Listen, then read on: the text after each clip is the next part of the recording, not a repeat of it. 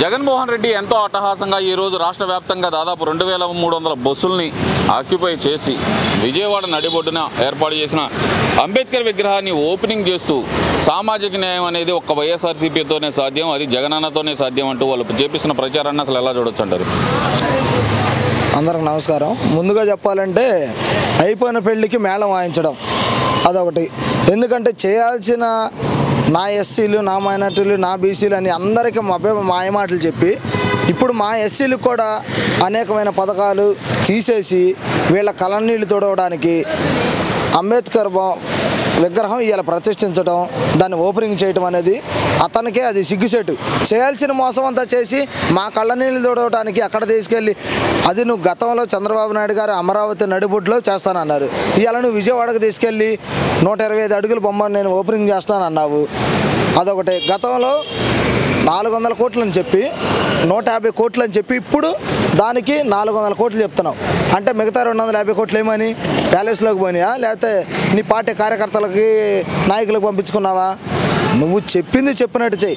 ఎస్సీలకి విదేశీ విద్య కింద అంబేద్కర్ విదేశీ విద్య అనే పేరులో అంబేద్కర్ గారి పేరు తీసేసావు. అసలు నువ్వు దుర్మార్గుడు తీసేసి మళ్ళీ ఇప్పుడు అంతా చేసి ఇప్పుడు మా ఎస్సీలని మభ్యపెట్టడానికి అంబేద్కర్ శృతివనమానానికి దాంట్లో ఆ మైదానంలో ఇప్పుడు అంబేద్కర్ బొమ్మ పెడుతున్నావు. ఏమని అంటే నువ్వేం చేసినా మర్చిపోతారనుకుంటున్నావా? ఈ ఎలక్షన్ సమయంలో ఇన్ని రోజుల నుంచి నువ్వు పథకాలు తీసేసి అంబేద్కర్ విదేశీ విద్య పేరు మార్చి నీ పేరు పెట్టుకొని నువ్వేందో అంబేద్కరమైన ఒక భారతదేశానికే రాజ్యాంగం రాసిన నువ్వే నిర్మాతమైనట్టు నీ పేరు పెట్టుకున్నావే. అంటే ఎస్సీలు ఏమన్నా మర్చిపోయి ఇలా నువ్వు విగ్రహం ఏదో ఒక సింగపూర్ లాగా తయారు చేయించి చూపిస్తే ఏమన్నా నీకు ఓట్లు వేస్తారనుకున్నావా? ఒకటే గుర్తుపెట్టుకో, నువ్వు అంబేద్కర్ బొమ్మ 500 అడుగులు పెట్టినా 5 అడుగులు పెట్టినా ఒకటే. నువ్వు చేయాల్సింది వాళ్ళకి చేసావు. వాళ్ళు అన్నీ గుర్తుపెట్టుకున్నారు.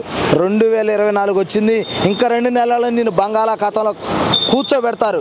దానికి తోడు ఇంకోటి ఏంటంటే 88 అడుగులు బేస్మెంట్ పెట్టి అందులో 105 అడుగులు విగ్రహం పెట్టారు. ఇతను చెప్పడం ఏంది 125 అడుగుల విగ్రహం అన్నాడు. 185 అడుగులు అంటే నువ్వు చేసిందంతా, నీ విగ్రహం పెట్టేదంతా, నువ్వు అన్నీ మాయమాటలు చెప్తే నువ్వు అసలు ఒకటన్నా ఉందాయా? నువ్వు పెట్టేది 10 రూపాయలు, లాగేది 100 రూపాయలు. నువ్వు చేసే పనిలేంది అసలుకి. అన్నీ మభ్య పెట్టవాకు. నువ్వు ఎస్సీలు నువ్వేదో చెప్పినంత మాత్రాన ఎస్సీలకి మేనమావని, నువ్వన్నీ మేనమామ కాదు, నువ్వు కంసమామవి. అది నీ మాయ మాటలు నమ్మరు, మేనమామ మాటలు నమ్మరు. గుర్తుపెట్టుకో, నిన్ను 2 నెలల బంగాళాఖాతంలో కలబడటం ఖాయం. గుర్తుపెట్టుకో.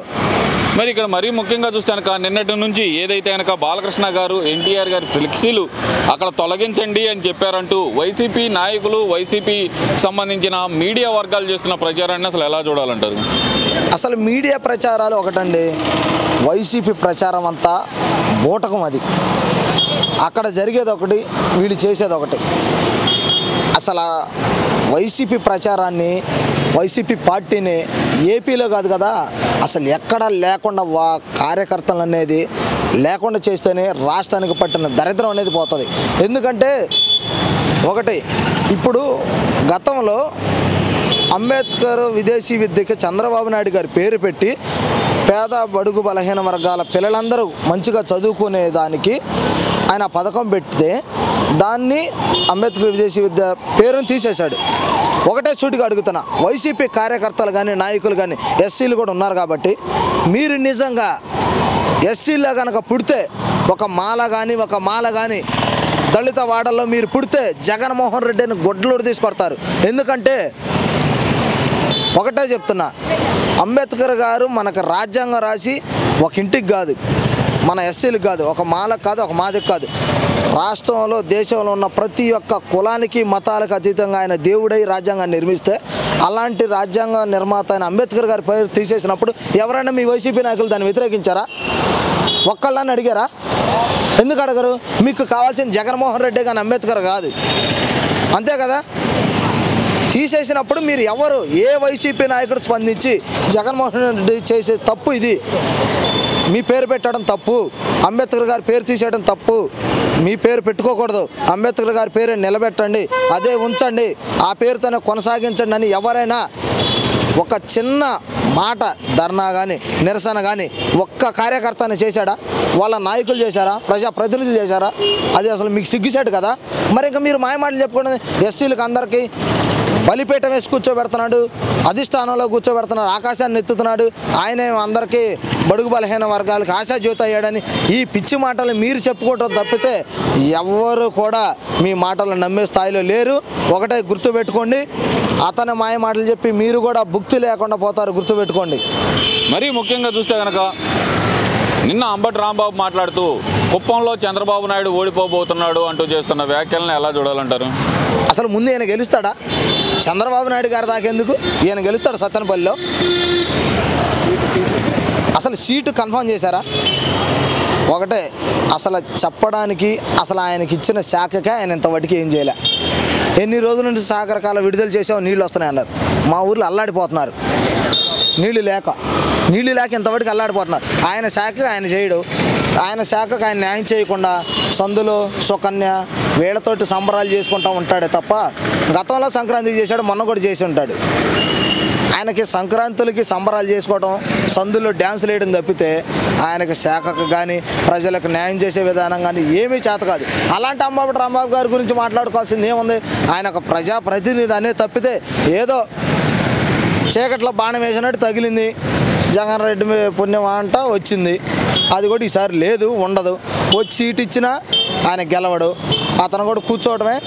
ఆ సంబరాలు గంగెద్రోళ్ళు ఎగురుతారే సంక్రాంతి పండుగలు, వాటికి ఎగురుకుంటా డబ్బులు సంపాదించుకోవడం. ఎందుకంటే ఈసారి గవర్నమెంట్లో లేకపోతే సీట్ లేకపోతే ఏముంది, ఓడిపోతే ఎవడ పట్టించుకునే ఉన్నాడు. ఈ రాష్ట్రంలో లేకుండా చేస్తారు కాబట్టి గంగెద్దులు 2 కొనుక్కొని ఆడుకోండు.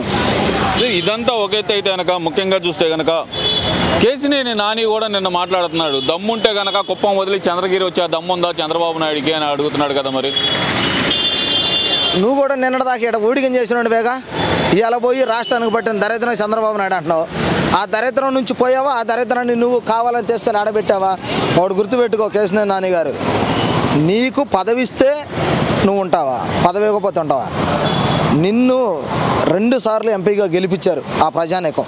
ఎందుకు? వాళ్ళకి నువ్వు మంచి చేసావు కాబట్టి నీళ్ళు ఇంత కుళ్ళు కుతంత్రాలు ఉన్నాయని తెలుసుకుంటే చంద్రబాబు నాయుడు ఇప్పుడు తెలుసుకున్నాడు. గతంలో కూడా తెలుసుకొని ఉంటే నిన్ను ఎక్కడ పెట్టాలి అక్కడ పెట్టేవాడు.